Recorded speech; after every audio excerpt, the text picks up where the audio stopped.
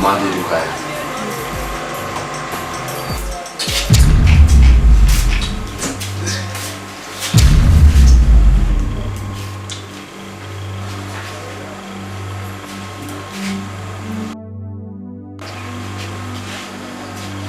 Oui. C'est son mari. Oui. Oui. Oui. Tiens. Il va là.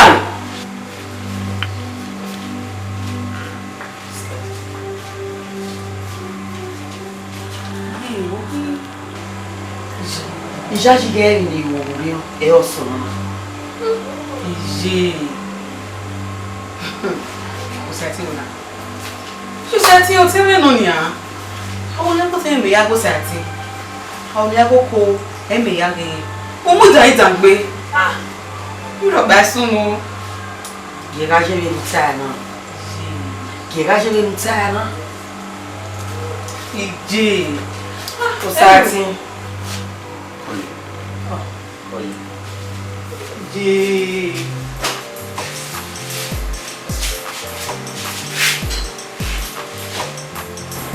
Oui.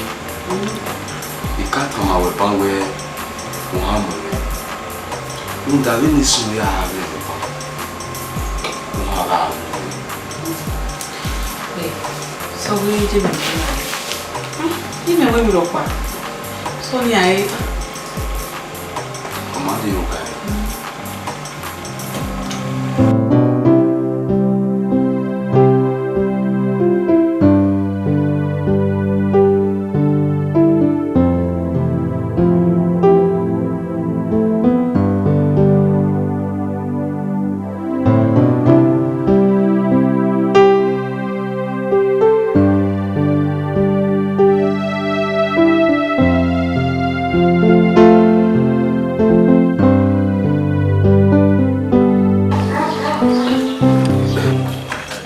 Wa tope. Ogima. Eve. Sukma. Eve no. Emu bia na ya bere Origbo eyin.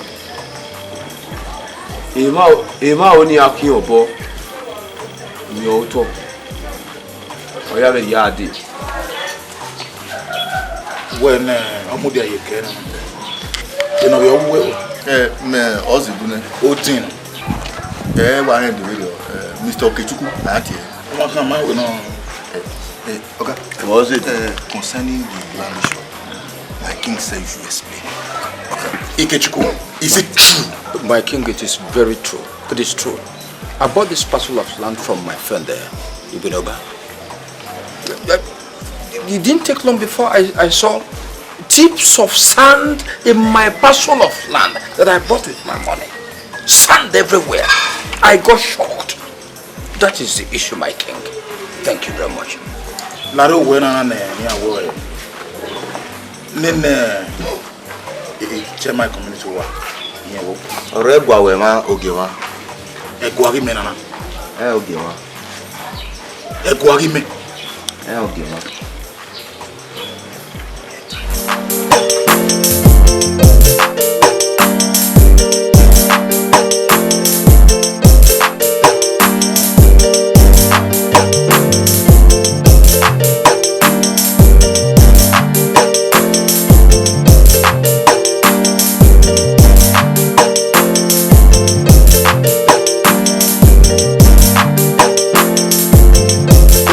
Ma talk pe ẹ̀yin wa no ọ̀gá be de oto ni be Mr. Binoba chairman na gbe yakin ran wa be duwo gbe no won say mo you know where taking over here it is here ogi wa talk pe you don't tell me about no in my kingdom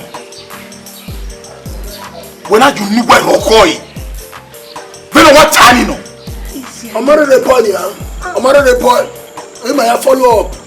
Why boy may ya follow up? Why you ya nikiri? Kena wakba. We go na I will make you talk back. No my bava. Etie even if you na second 1 million wa. Papa, my king said the land is yours.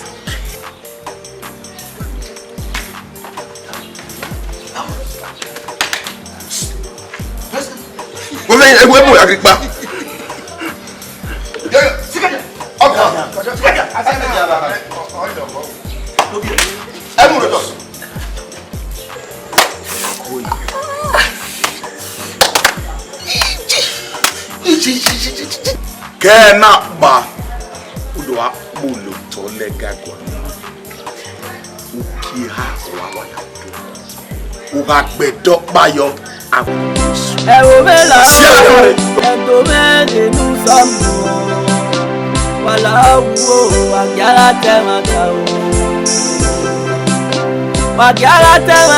be no bama temata Wagyara temata ko we no bama we mata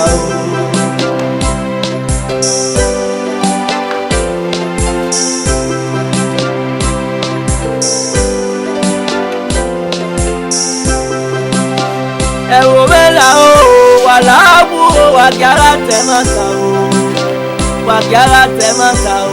ewo ma o lari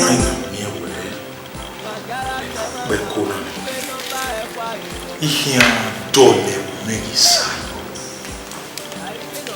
Ihia dole waise. Benokai. Ave mantusi. Ave sama one. Weoria. Ihia silia nikiweke nyalaji.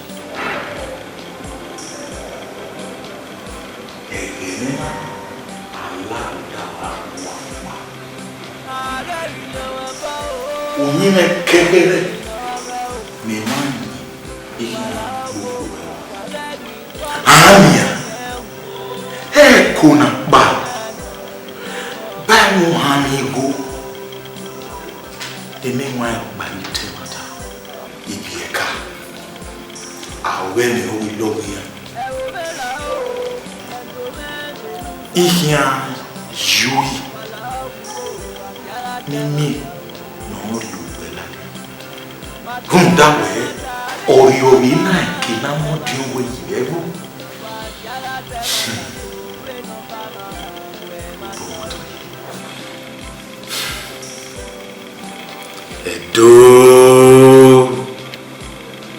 Edo nebo hiri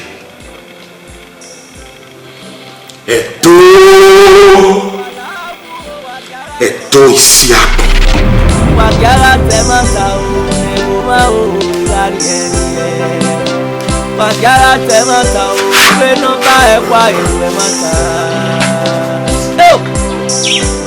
Ari no temata Akomeru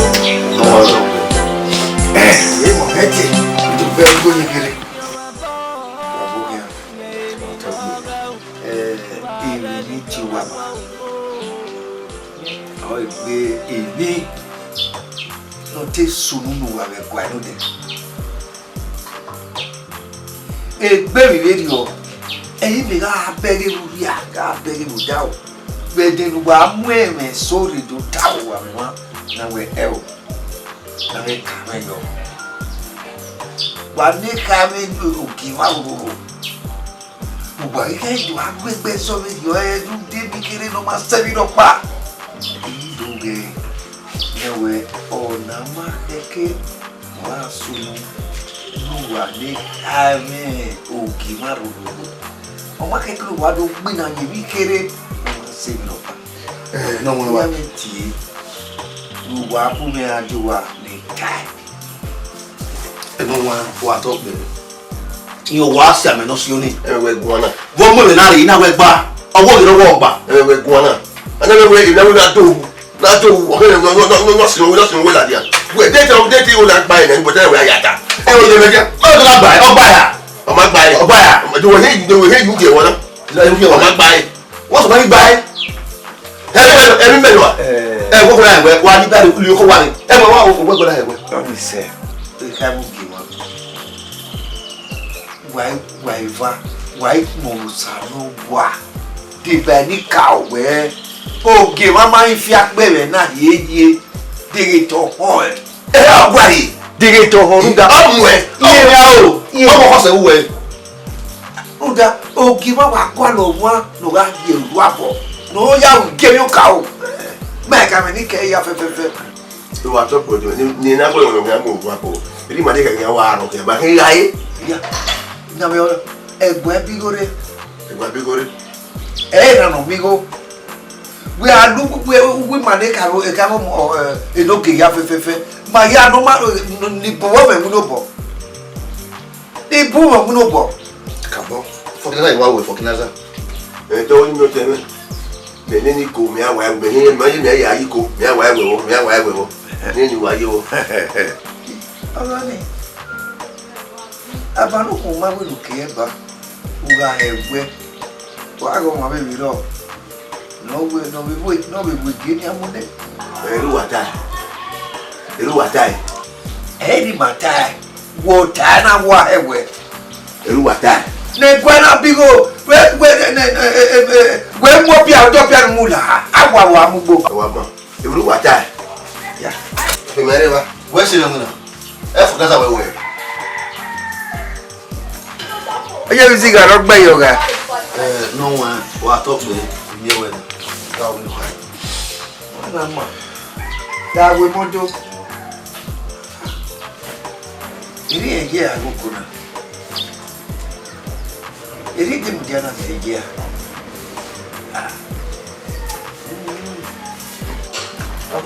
O salu pare, adingi ronya.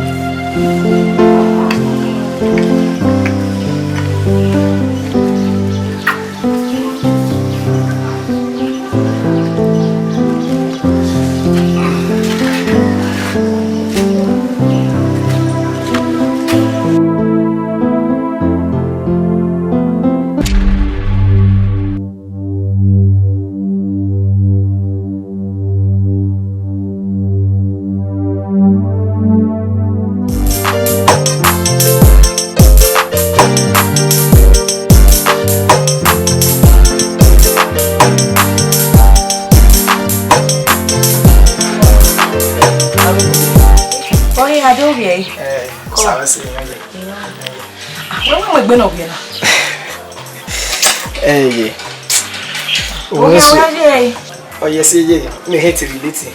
When we so never give him no there. The night finishing in now. Like I will have finishing now. You was a supermarket reading as well. Okay, really, why if you're bossing me?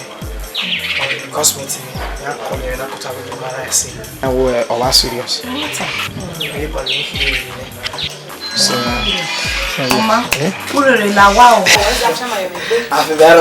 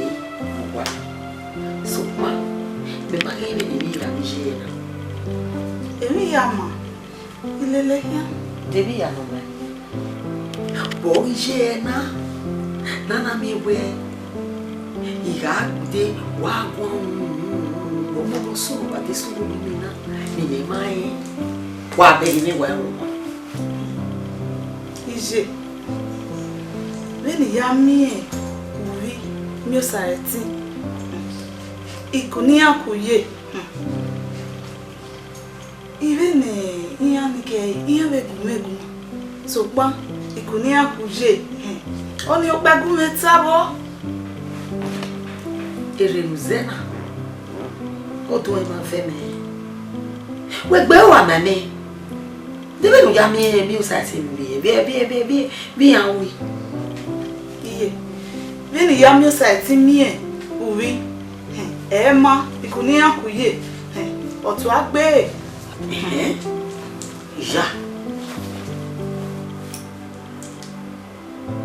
Ere wajezena. Uma igbele na uma igbele wa mama. Di kuni akoyi. Hey, what no kuboteno bia. Hey, kwetete ako. Emi wiro olubieke ya. Ije, ado ko abere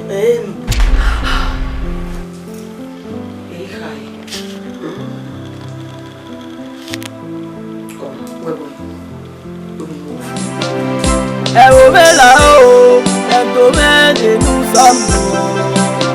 Wala wo, agara temata o. Wagara temata, be no bama temata o. Wagara temata. Wagyu. Egba warere na. Egba ewe me. Na ya ha wo bi ma go awori ile. O ke gbegbe. O mare amari e won. Na warere na te me gbegbe me ne. Ba me o. Wage gigbe igbowa. Uga ko wa yi me. Kenuro on de ogun dona. Wage gbe igbowa. Gbegbe. Boge luwe tabo. Bege no ma gbegbe na me enwe. O wi ye gariri. Dona magazine. Magazine. Uwe si de luka. We no really worry. Nuda. Eki na meeting, akwe meeting. Na that meeting amami e wa ho. Mi no gba. Ono ke ba ma e wo pa no pagari e. Ni wa ti nyan re maka ni ma e o gari. Ya, wa gazi gbe ogun ye gari riri. Mama. Ni wa bi o e gboda bi o. Wala wo, wala ni pa ma ba me mi e o. Emi no manya ni ko ba.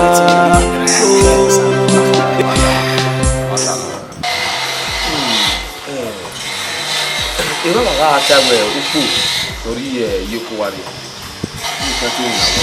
Ti pa ma ni na wo. Lori e ka gba no. E te gbe ibe me. Engineer lo mu na, contractor lo mu na.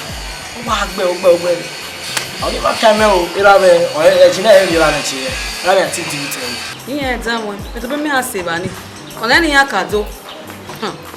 Iye exam won. Yawe wata.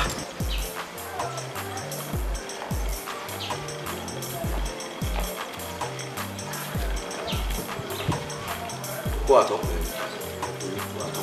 Oje. Olu ni so ne bo wa. Ni ade no. Ko ato pe. Oui. Ça. Oga me tu ni go. Ni ame. Okay, thank you very much, Harry. I want to appreciate what you did for me the other time. I'm very happy, very happy. Oh, you are welcome, sir. Please, I came to see the king. To the king. If I may ask, who are those with you?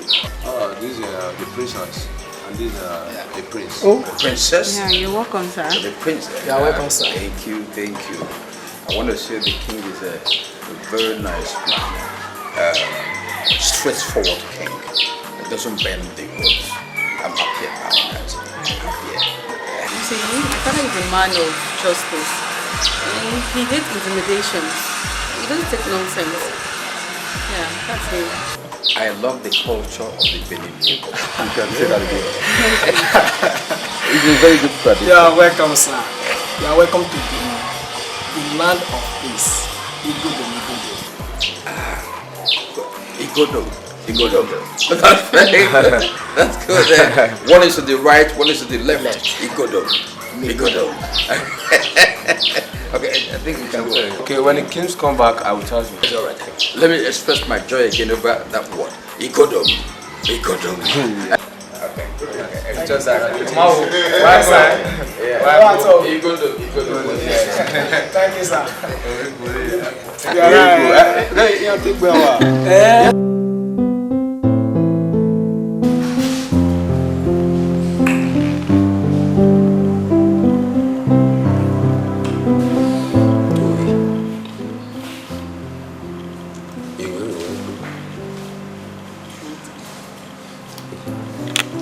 Oh, guitar.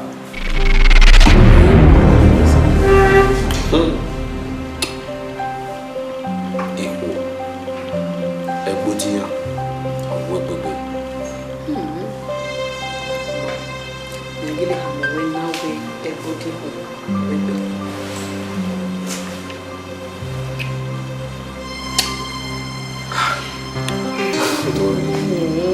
Hello, where's the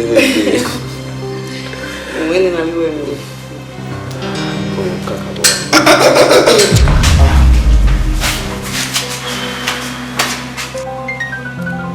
Obi. Obi. Sati. Tell you what want to.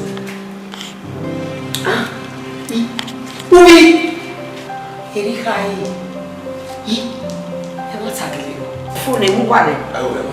Igbe mu wa le. Obi. Where ma wa bo Sati mo ma wa pa. Beni mu ese. Beni mu e do mo se. Non tout tout da. Eh. What will you say? Okay, what will you say, Sati? Sati. I don't know what I'm how will I have my boy? Ma belle to what you say. I say walking and go. I say walking and go, Sati. Oh no. Oh me. We no vient. We no vient, Sati. Oh me ro. Oh ha me. Oh bi okay ma. E o to amu ko e. Ah? Ijila. Uno. Yeah, we na ne kakapo wa we. So point kehere. E de ti wa. Ete mune. Ya we mpania. E hiama fuda jomo yi. Ya so ya basana. So pa wa ko kini won wa so. E de ti wa pe obi ra ko. Yo. Wa de ko wa. Ah, ji. E ko to so be me wa. Ji na we pu. Dila we la wowo. Ikile we mo Sati. Ma we make me ma. We na yo nika. We na yo mama. We na we mama. Ubi da na ni oi. Ji we na ni ko no ri. Sati. Baby wa bi we na. Ubi wa baby ye ki we. Ulule. Uwa. Yo we mu. Mami we no Sati. Ya fi obo yo wa o la wa ni ki lati. O na mu ne wa bi bo imi na. Sorry.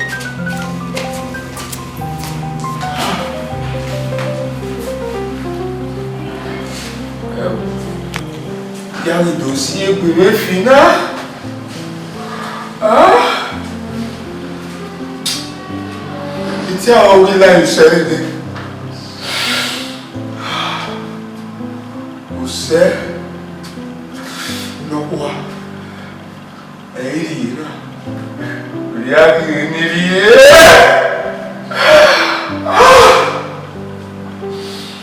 ou bien c'est mes filles d'hygiène. Movie, Majai, Baba Nadia, Baruch Boy, oh boy,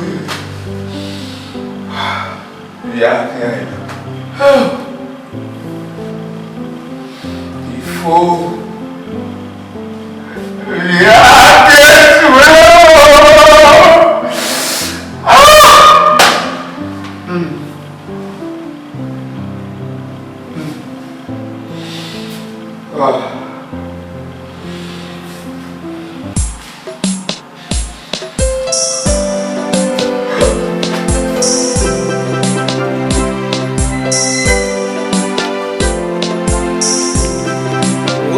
Scientine o la wo nu eri ya wo Ari mi enemie o. Ani ko mi ebe to pa o. Upo ne mi loro amadore temi loro o. Isi egbe no. Iye gbe ma. Udu egbe ma. Gbe me go o ma nya wana. Iye. Mama we yo we wala what to tell na ka. What to tell na ka. Just like that. My way. Bo we ku pagbo go. Yeah, pagbo. You want me to obey you? Yes, good. What that? What's the worry you now? Push. Go. Me go we na go. La we lo me ogbo. Bogo eba. Nothing. You no pagbo eba. Oh. You got the big one pen wonu. You got the Yeah, isi egbe no. Isi egbe no na ya set ya go. O sapari no na ri tie no mu dia no ma o. O sapa no na ri zede tie. Ne de na bisuma la jan wo wa. Wa o. O ya o fie.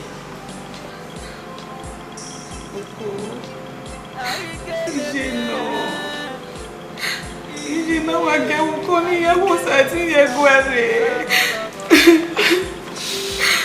Honestly. Onu we fie Ijina.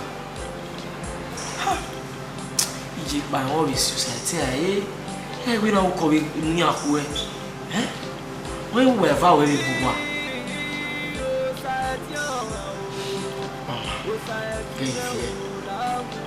Osamwonyi no jagbon jewe kewi ni kawo ni ata si yo we ami no obo ma ele so ye ifie ye ya wori o we Wini ge ifie.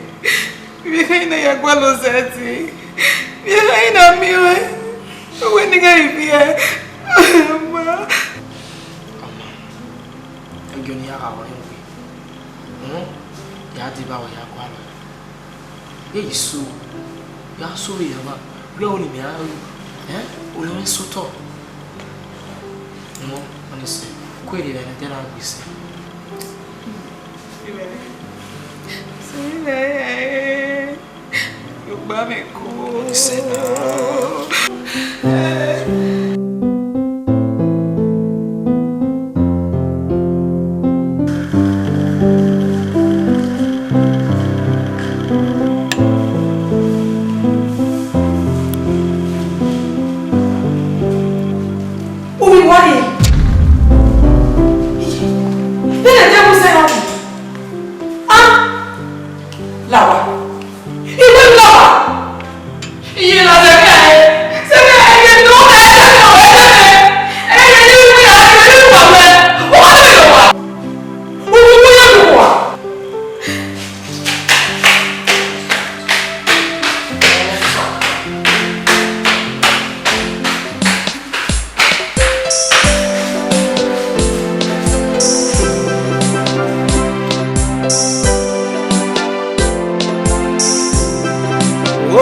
Saetime o la wo nu eria o.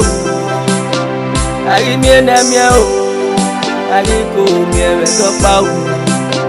Upo ne mi loro amadore temi loro o. Isi egbe no o. Na ya setu.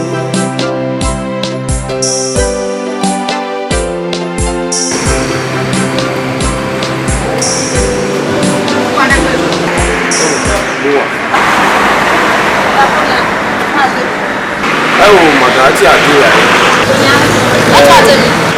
La o te bua dunu la ro sise kini mo wa gbe mo.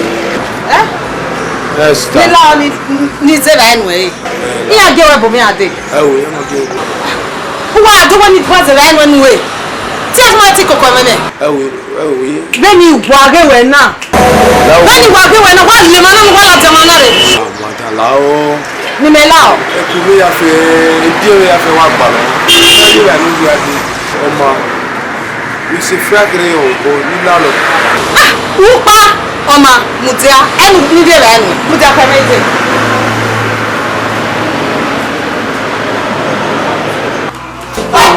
Mutia ka meje tu e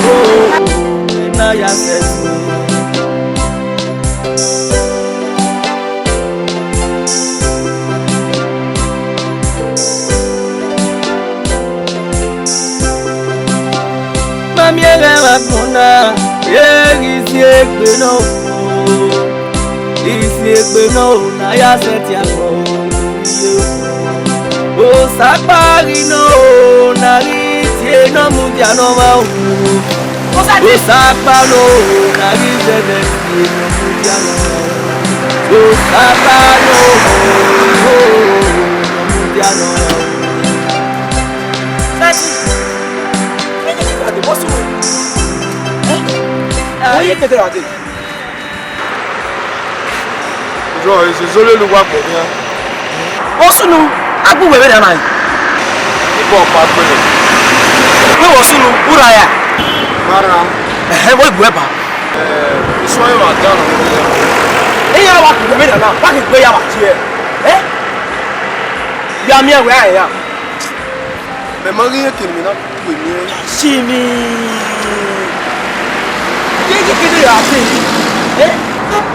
Iro ru wa gbo. Ko pa ni se. Wa keke bi o ya kegbe wa. No kegbe rudawe. E fefo ivie. Ah we no ri vai. Tamuri. Ogun mi o. Come on. Takba. Rudu ami. No. C'est toujours. C'est toujours. C'est toujours. Bon. Eso gbe wo. Eso wa de ke ya nere. Ni e ma. Tama wu mi e. Jaji. O ma de mu e photo. Ya so wale mi na ha ma. Shi mi seti. Lilile.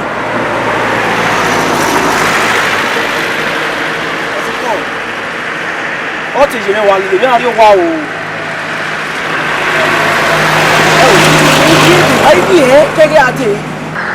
Pesa wi mo to na. Mo fo le jo. We zigizigi na. Ya so ya. Iwe ko pa ni ye. Iwe. Mama. O ta ma. Ire na je. No. O ma so so mu. Asoso. Ọma Asola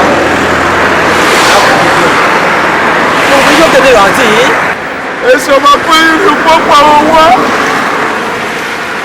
ele owo pa owo opolapa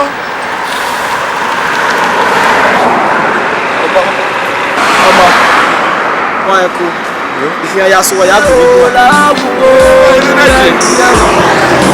no ayi ni na mi o ani ko mi e so pa wu upo le mi loro amadore tèmi loro wa wu ifi pe lo wo na ya se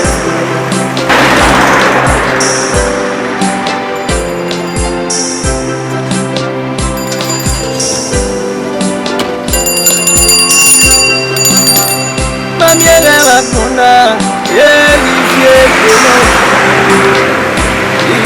pe lo no, I said Osapari no, Osapano, Nagizede no Mudiano, Osapano, no Mudiano.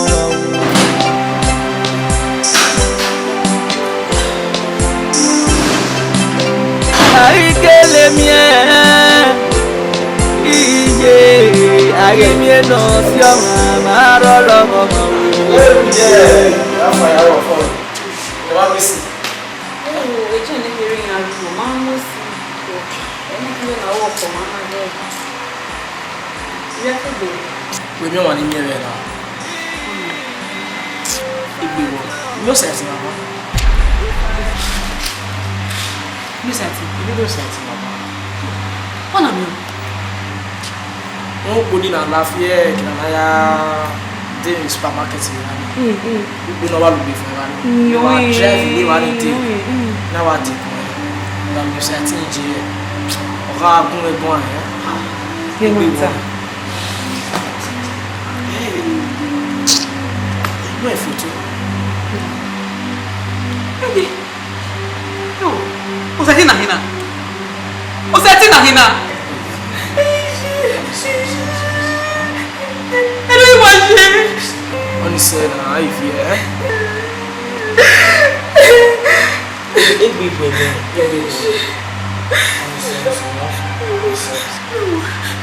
Oh, you are never near to Namioni. Oh, Yaro. They made that Marcia when I was you. Now we do have. Hey, fear. You won't have so. Yamishi. You Mahaladia. Tame, what if I'm going to put your worry? What we go with Mahaladia, making a young mammy running you.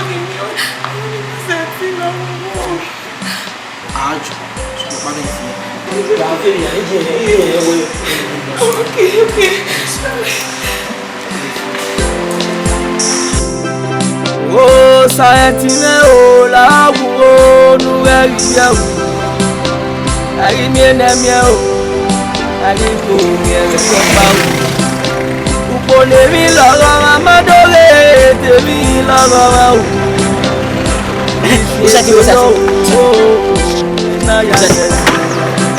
Sati.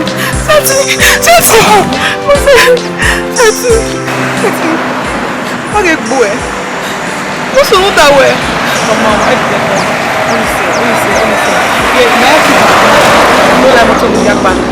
No, let me. Elegbe no, aya seta. Oh, Safari no, oh, Sapa no.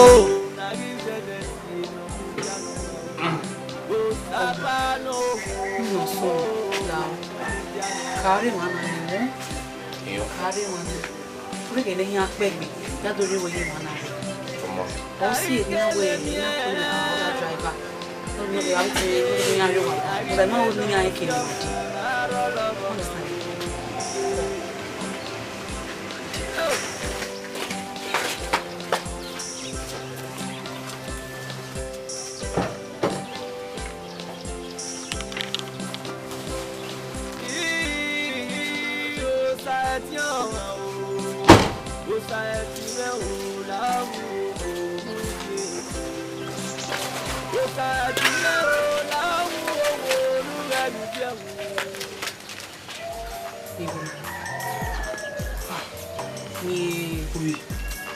When we are so still baby.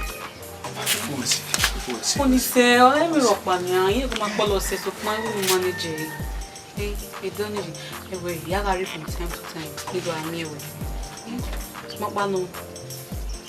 Every me have a when we are so mother to me. So I. Jimmy, oh, we feel only 48. Me have a way, I way, wherever. Oh, na higher way. You go and say, oh, woman. You worry. Am I here? You say.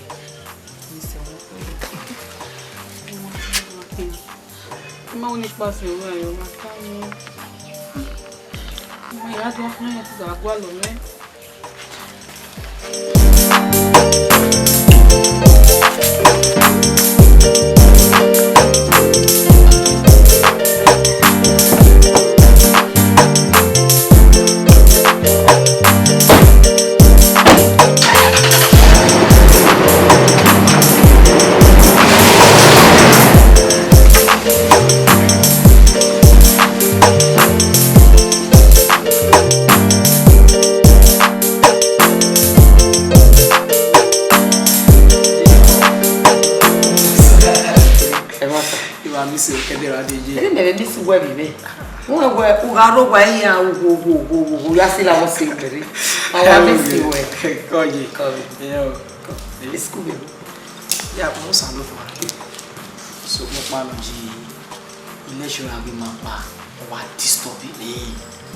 me call your time.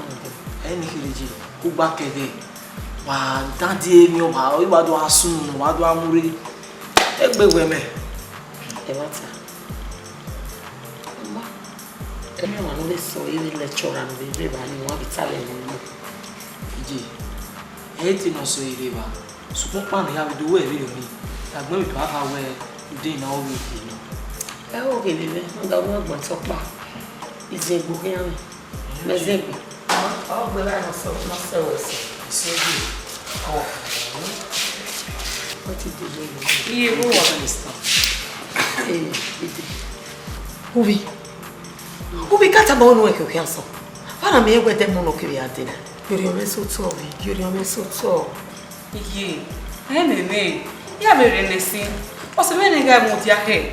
Mi hando mai wa. Wa mai. Eji. Ebi. Oje. Aí sei. Ko. O se wenu. Yo se wenu. Yori o mo se o mi apa no so akan. Não sei. Ko. Wa mai. O bi e do wona mo gbe ebe bibi mole. Wata no ni mo. Ige na bi no da iye mo lo pa o mo gbe ni. No yi. Era o ye mole a iju. Era. Yo ile ko e. Ko yi. Iye ke. Ere ye me ye. Ngai kwa gbode. Omo re. Iye maro do ko. Ọmọ, bàbá tún ń bá kó sí o. Ọmọ yìí. Wà á kó. Ìbá rẹ̀ wà kó. Kó yẹ wá sí i. Very nice. Very nice. Ìyá, wọ́n mú. Ubi no, wale ake kubi. Kubi ake go ya. Nígbà tá a máa wọ̀ bá. Electoral ni. Nígbà tó fẹ́ yẹ. Ìsègbè mi. Nígbà á ní àpèmí ìsègbè mi kìí dẹ́ka.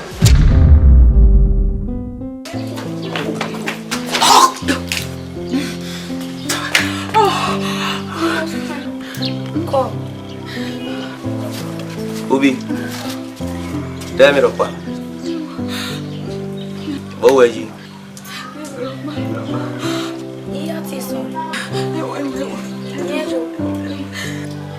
Posso não vai? Ubi, por que vive? Gente, vou com a Bia toda. Posso não? Como é que vai? Tamanho, vou com. Olha ele, ele aqui. Olha ele, já o ele. Posso não? Hã? O Agu é pá. O Agu é pá. O muito. Você é pá.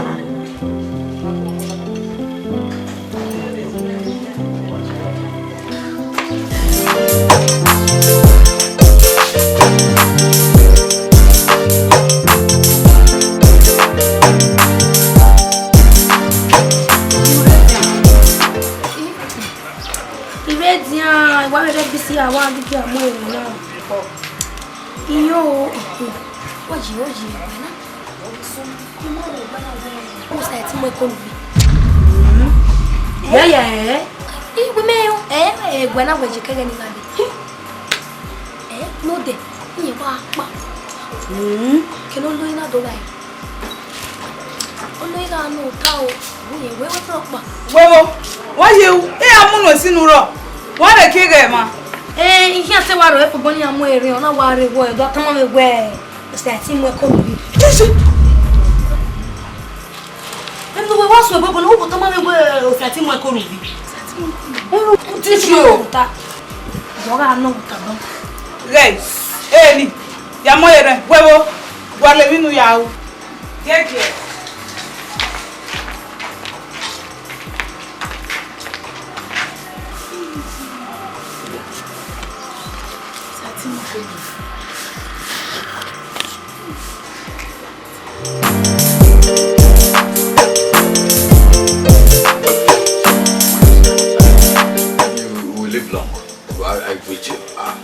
Chairman Noga, you're great. Stop it! Don't call me that chairman again. What is your problem? Are you not aware that our majesty have stopped every chairman in each community? I didn't know. Nobody told me. Nobody mentioned that word chairman again. Okay, sir. now. Stop calling me chairman. Don't say it again. Sorry, sir. Sorry, sir, chairman. This man, what is wrong with you? Eh? Okay. I said you shouldn't call me chairman again. Okay, sir. You're still calling me chairman. Sorry, sir. I removed that one and I give you the rest. Please. Sorry. Oh, any way you want it. Whatever. One. Total. Why is there? Baby, total. You are ready to just look like we are.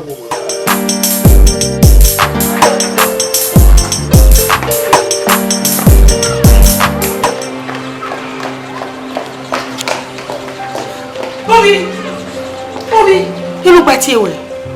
You look better way. I'm a call. It's a way, Mama. I'm a call, Bobby.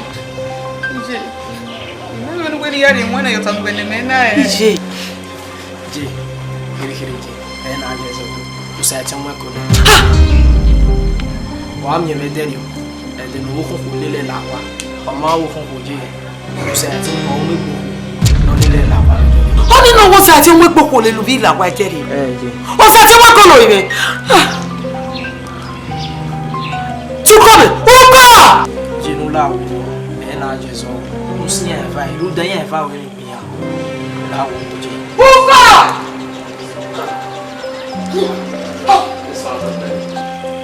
You wish you have your cover. You wish you have your cover.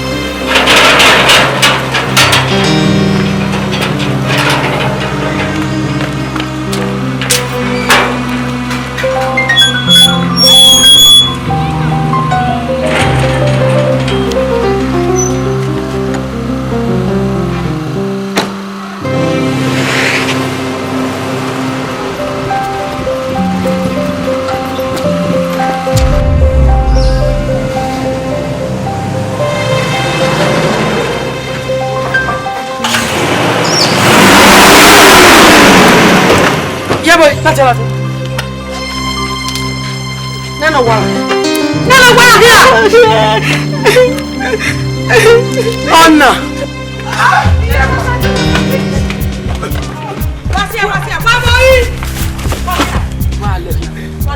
Why you don't walk?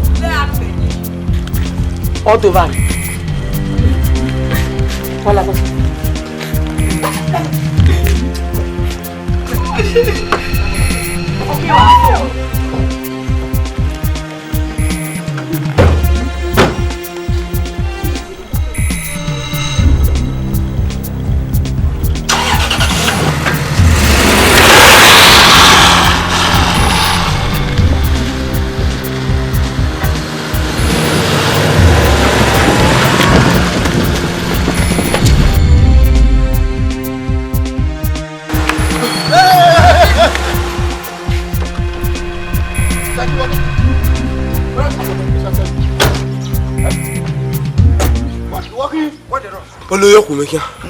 He said the queen is after his life. After your life?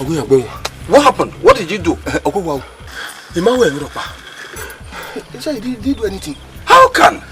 You didn't do anything? The queen is after you?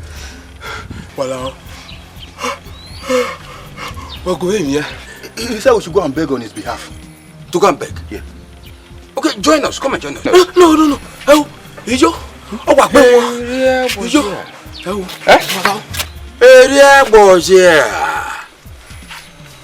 Okay, let's go.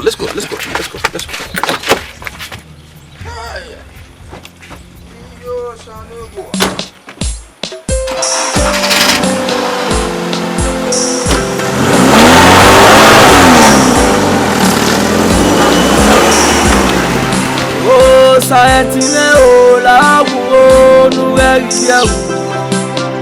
Arimienamia Ariko miere topa.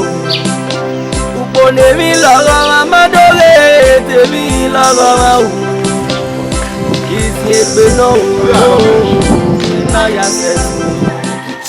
We greet you.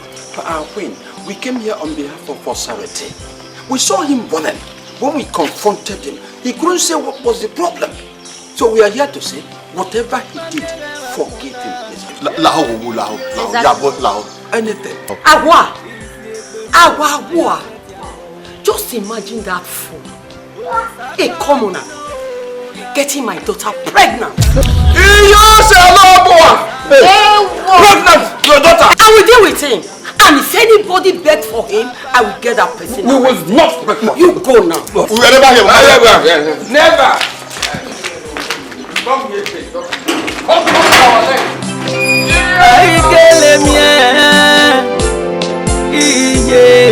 Arimie no sioma arolo mama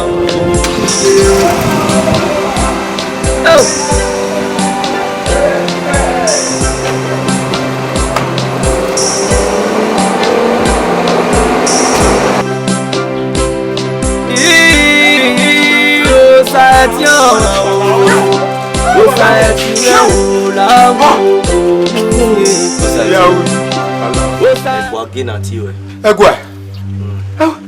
Wala. Ogun me ni. Ayira yawo emi. Wa gba jeun.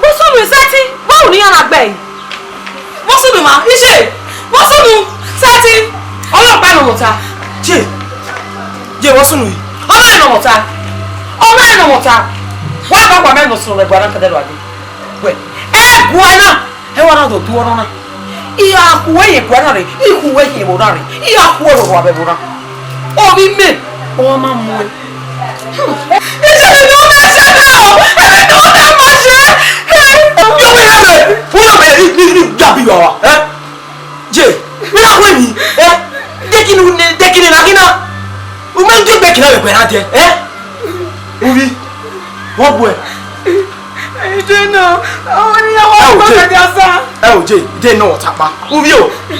Osati emugbe yaka. Mama mu me yaga. The way bana.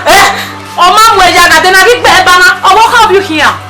They ever we gbiyan. See ever bo. See ever bo. Je lawo go. Era mi ga re o to ere na. Eso lao, nu ye kwere lao. Aizo se no ma lao, la wo. Ije, la wo. Mwe gbe be na you e mo Era ma e gba le gbe na le gba na. Mwe do so tera me, era me bueku la wo je. Lao. Ubi. Wow, mwe. Wo no ya na. You ni mo. Je. Kedene na pa. E tira ya kwa na. Yo ni e fa ga do wa. Ye la wa. Pesoko. Hela wa. Where? Who sorry? Katama one to sorry the one.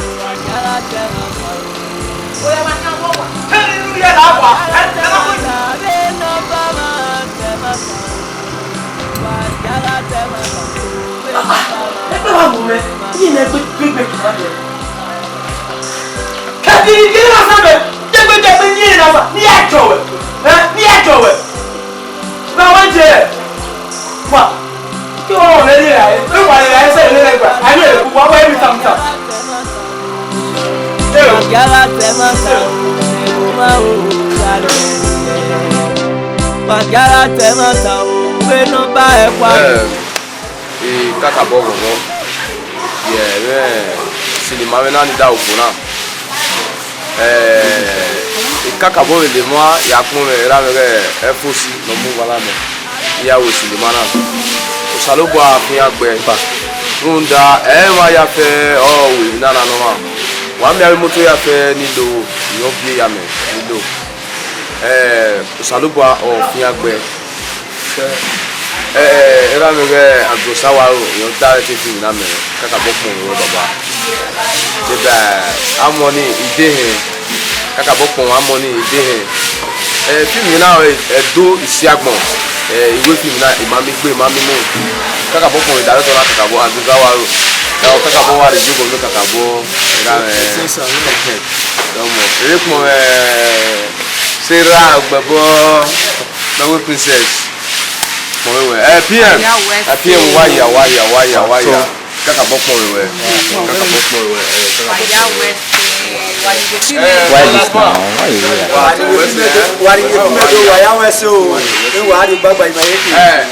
my viewers we kaka mo we iye gbe mu wa we ni amula gana we wa we Olubra Edorisiagbon emi na ya nwa no kiri ma eti ta wono na we okina ya hiyo no aru hu tabi ya eyi ma me ready da doge mo ki oge wa oge du ga no na we ojo wa no kwa ke were eyi ma na we oji ma ya si bo ku dire ma we ma me yeti ya ton te we ma na we sayo ma na mo la dia ke isni ma na da wona ti Edorisiagbon no teme o mo ni Victor ade no more Aghahowa ona e kun le ona ma na ba ga iwe and the people ba na ko ya si re yo ori gani le ma ni ba do dan won mo ma dan won emirere eta mo ma oba atope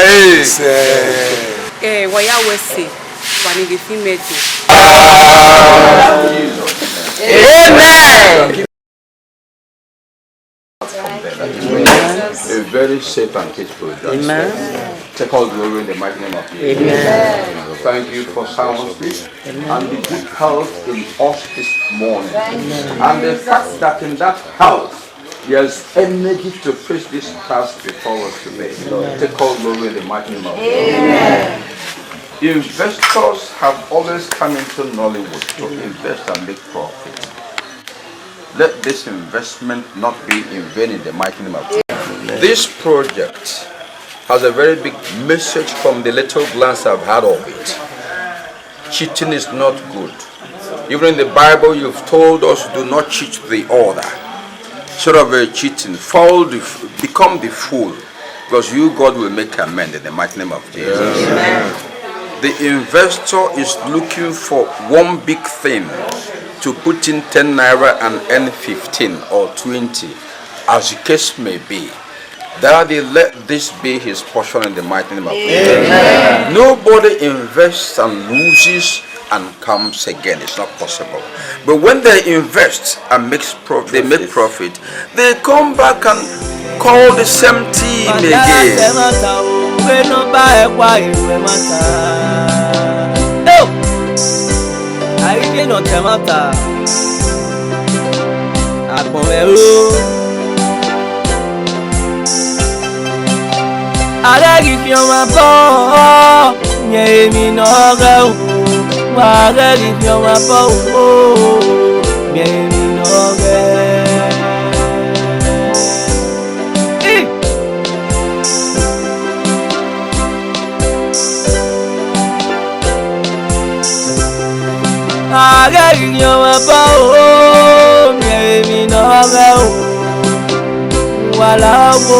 Wala di kwa ma ba me mieu, emi no manya.